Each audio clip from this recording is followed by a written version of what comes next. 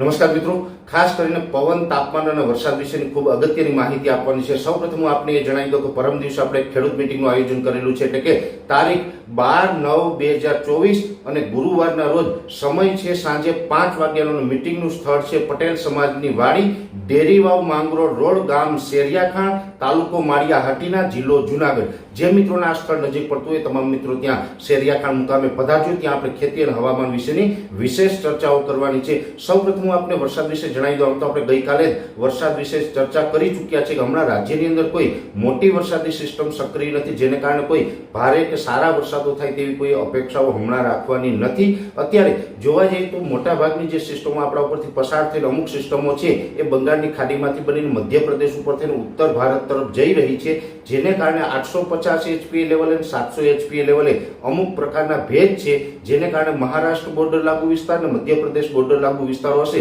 ત્યાં થોડુંક ભારેથી અતિ ભારે ઝાપટાઓ જોવા મળશે। સારો વરસાદ નહીં પણ મધ્યમથી ભારે, કોઈ જગ્યાએ અતિ ભારે ઝાપટાઓ જોવા મળશે અને એ પણ છૂટાછવાયા વિસ્તારમાં છે। એ વિસ્તારને બાદ કરતા દક્ષિણ ગુજરાત હોય, મધ્ય ગુજરાત હોય, ઉત્તર ગુજરાત હોય કે સૌરાષ્ટ્ર કચ્છના વિસ્તાર હોય એ વિસ્તારોમાં કોઈ મોટા વરસાદની શક્યતાઓ નથી। સૌરાષ્ટ્રમાં એકંદરે જોવા જઈએ તો હમણાં 1-2 દિવસ કે 3 દિવસ સુધી સામાન્યથી મધ્યમ અને એ પણ એકદમ છૂટાછવાયા ઝાપટાઓ જોવા મળશે।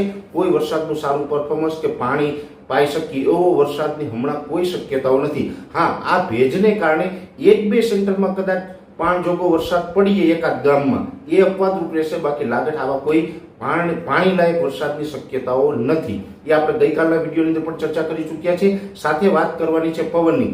આમ જોવા જઈએ તો ઓગસ્ટ મહિનાના છેલ્લા અઠવાડિયામાં ભારેથી અતિ ભારે વરસાદ નોંધાયા હતા, જેને કારણે પવનની સ્પીડ છે એ વધારે હતી। એ પવનની સ્પીડ 1 સપ્ટેમ્બરે ઘટી ગઈ હતી। 1 સપ્ટેમ્બરે નોર્મલ પવનની સ્પીડ થઈ એટલે લગભગ 10 થી 12 કિલોમીટર પ્રતિ કલાકની ઝડપ પવન થઈ ગઈ હતી। અમુક વિસ્તારની અંદર 12 થી 14ની સ્પીડ હતી, એટલે નોર્મલ નજીક પવનની સ્પીડ હતી એ આપણે નોર્મલ હતી। આજે 10 તારીખ સુધી આ પવનની સ્પીડ નોર્મલ રહી છે, પણ આવતીકાલે 11 તારીખથી લઈ અને 15 સપ્ટેમ્બર સુધી એટલે આવનારા 5 દિવસથી પવનની સ્પીડ છે એ વધવા જઈ રહી છે।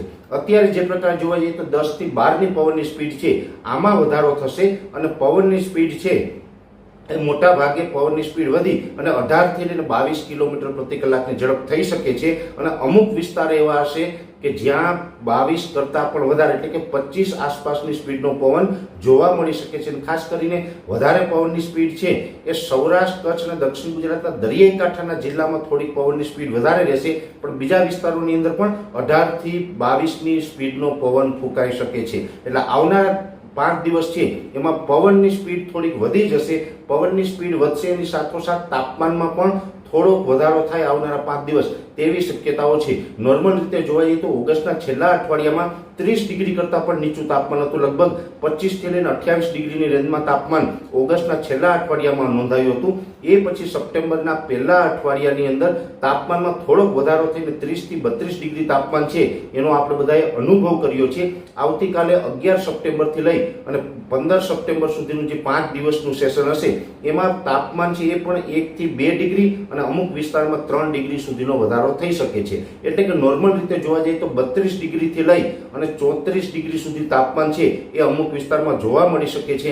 700 HPA લેવલે અને 850 HPA લેવલે ભેજ છે અને તાપમાન વધવાનું છે, જેને કારણે ઉકળાટ અને બફારો છે એ પણ વધી શકે છે અને એક પ્રકારે આપણે અમુક વિસ્તારોની અંદર ઉનાળા જેવો પણ અહેસાસ થઈ શકશે। આ પ્રકારનું હવામાન છે એ આવનારા 5 દિવસ જોવા મળે તેવી શક્યતાઓ અમે માની રહ્યા છીએ।